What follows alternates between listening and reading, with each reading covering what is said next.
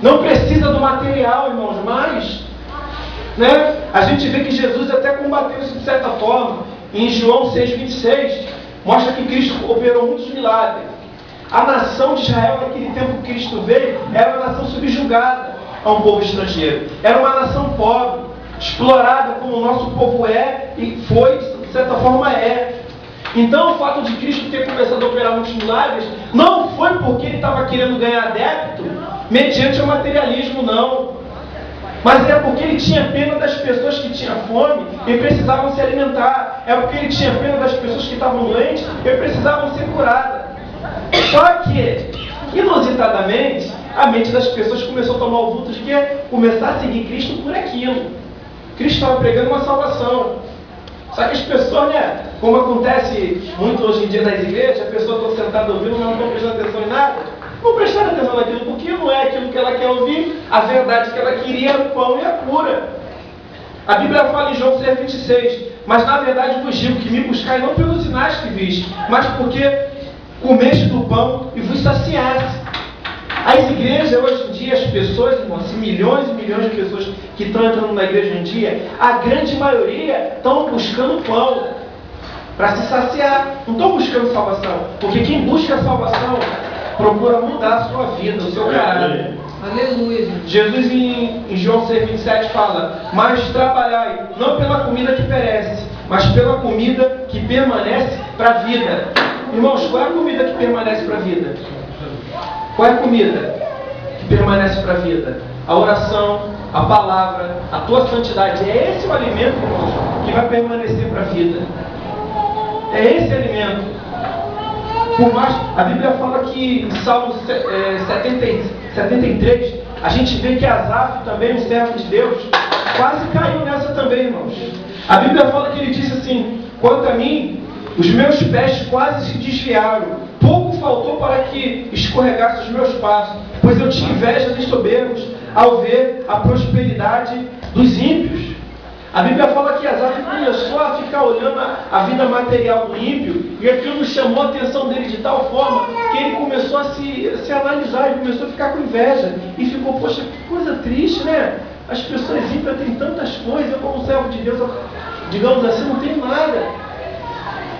A Bíblia fala que ele quase caiu nisso, irmãos. Quantas pessoas, irmão, na igreja têm visto a vida material da pessoa ou a vida social que a pessoa tem invejado? E não tem desejado ir para lá para viver uma vida de baile funk, de curtição, de namorado ou namorada, de casamentos com pessoas ímpias, de ter uma vida aparentemente no ver dela mais digna? Quantas pessoas não têm invejado isso?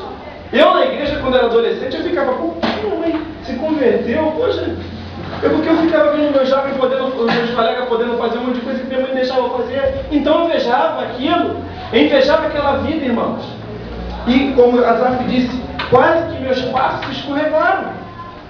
A gente pode ver também Mateus 6,7, mudando um pouco o foco do assunto.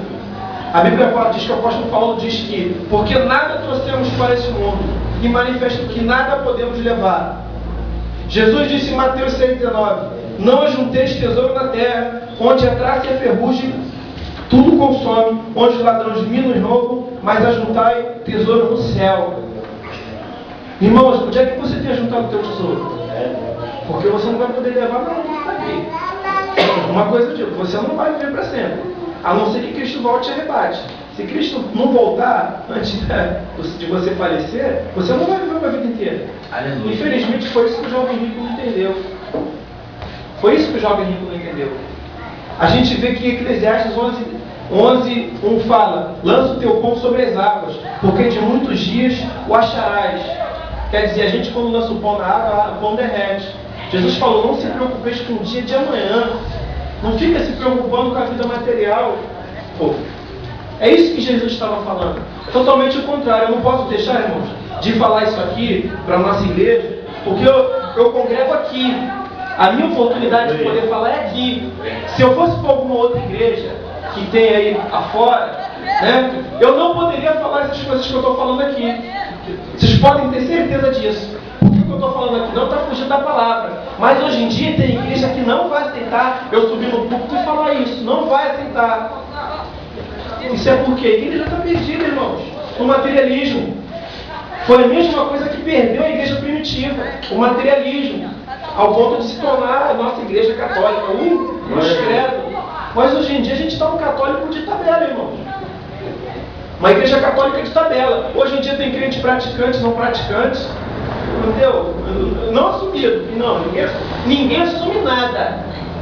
Entendeu? Tem crente praticante, não praticante. Tem crente que congrega na igreja, mas não é membro, ou não faz parte de não sei o que. Olha, terrível. A igreja católica de tabela. Você sabe o que é o termo de tabela? Alguém sabe? Sabe o que é? Isso talvez eu acho que eu acredito que vem do basquete. Você não faz a cesta direto, você usa a tabela para bater lá e não cair. Então, por tabela, é aquelas pessoas que não querem assumir, mas querem não. Entendeu? A gente toma assim, não é aquele mais ou menos, aquele meio termo. Né? A palavra de Deus diz que, mesmo que Asaf tenha quase escorregado o caminho dele, irmãos, como muitas pessoas na igreja têm escorregado seu caminho, por causa do materialismo satânico, insano, ele começou a cair em si. Ele fala em Salmo 70, no versículo 17: até que entrei no santuário de Deus, então entendi eu o fim deles. Quando você entra, irmãos, no santuário de Deus, não está falando propriamente do templo hoje em dia, mas está falando quando você assume um compromisso com Deus, irmão, aquele materialismo sai do teu coração, e você vai ver o fim daquelas pessoas materialistas que tem tudo, que outrora você invejava. Hoje em dia tem muitos colegas meus antigos que não se converteram. E se não se converter, eu sei qual é o final deles. Não me importo mais com o que eles façam, com o que eles possam ter. Porque eu sei qual pode ser o meu final e sei qual pode ser o final deles. Então por isso que a gente tem que ver, a Bíblia fala em Mateus 16, 26. Porque aproveita o homem ganhar o mundo inteiro se perder a sua alma. Ganhar o mundo inteiro, está falando de ganhar vidas para Cristo e perder a sua alma. Ganhar o mundo inteiro, está falando de conquista material. Tem muitas pessoas famosas que a gente vê hoje em dia, tem riqueza, que são ímpios. Não inveja isso não, irmão. Não inveja isso não. A Bíblia fala que Asaf disse: a quem terei eu no céu, senão a ti? E não há na terra quem eu queira, mas que a ti. Outrora Asaf estava querendo as coisas materiais. Hoje ele vê, não quero mais nada. A gente tem que ter um coração que nem o de Davi, irmãos. Davi era rei, conquistou cidade, pessoas. As pessoas que ele subjugava tinham que pagar tributo a ele. Davi, materialmente, se tornou muito rico e poderoso na terra.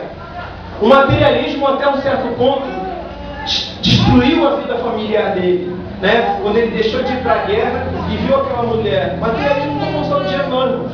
Materialismo é isso. Quando Satanás instiga os teus sentidos, né? O teu tato, paladar, visão, audição, olfato, aquilo que você cheira, vê, sente. Você acha por que Satanás tem levado as pessoas a cair na imoralidade sexual? Isso é o materialismo, irmãos.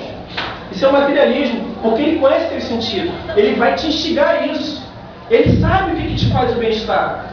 Ele sabe. Aí Cristo vem e fala, Deus fala para a gente jejuar, se abster daquilo que a gente gosta. Mas só que Satanás fala para você fazer um outro tipo de dieta. Tem a dieta alimentar para a pessoa perder peso e tem aquela para ganhar peso. Satanás vai chegar para você para te encher. Deus não, vai para te tirar do teu coração e da tua mente essas coisas desse mundo. Eu já estava lendo agora, porque agora eu falei, poxa, não é coincidência, né? João 15, 19. Se vocês fossem desse mundo, o mundo amaria o que é dele. O mundo odeia a gente porque a gente não é desse mundo, irmãos. E as coisas que pertencem a esse mundo não são nossas. Não pertencem mais a gente. Quando chegaram para Cristo e falaram: Senhor, a gente tem que pagar o tributo a César? Deus querendo pegar Jesus na curva. Só que Jesus falou uma coisa óbvia. De quem está a imagem nessa moeda aqui? De César. Então dá para ele, o que é dele. Deixa ele ficar com isso aí. Deixa ele ficar com isso aí. Irmãos, deixa o mundo ficar com isso aí, irmãos. Não ajuda tesouro na terra. A gente vê Davi, rico, poderoso, caiu, mas depois se ergueu. A gente vê Salmo 16, 12. Tu és o meu Senhor, não tenho outro bem além de ti. Não tenho outro bem além de ti. Tinha dinheiro, tinha castelo, tinha mulheres, tinha o exército mais poderoso do mundo. E ele fala: não tenho outro bem além de ti. Não tenho. Você pode falar isso, irmãos?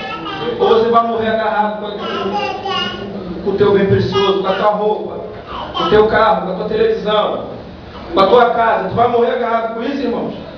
Ou você vai fazer que nem Cristo? Tudo que está aqui tem um nome. Então é deles, deixa ficar isso aí. Deixa ficar isso aí. A gente vê a diferença entre o jovem rico e Zaqueu. Zaqueu era materialista, irmãos, como muitas pessoas são. Tinha um mal de usura terrível. Cobrava os impostos do próprio povo dele, assolava, cobrava além do que era para ser cobrado. Devia ter uma vida financeira através de roubo e através daquela mente materialista terrível. Devia ter uma casa boa. Trazendo para o dia de hoje, devia ter carro, casa, tudo que o mundo pode oferecer de infraestrutura boa para uma pessoa. Tudo. O maior defeito no caráter de Zaqueu era o materialismo. Ele não conseguia se desprender daquilo. Até que um dia, irmãos, eu acredito que ele devia ter alguma coisa no coração que chamava e ele ficava com aquela situação insatisfeita. Até o dia que ele desejou a ver Cristo, Cristo veio e falou: desce daqui, porque me convém entrar na tua casa. A gente vê o interesse nele, no fundo, irmãos. O materialismo também escraviza as pessoas. Tem pessoas que não conseguem se desprender. Eu não digo materialismo, irmão, para se você se desprender. Eu não estou querendo dizer que você tem que ser porco, relaxado, preguiçoso, não. Eu estou falando que você tem que ter uma vida digna, mas aquilo não tem que estar no teu coração.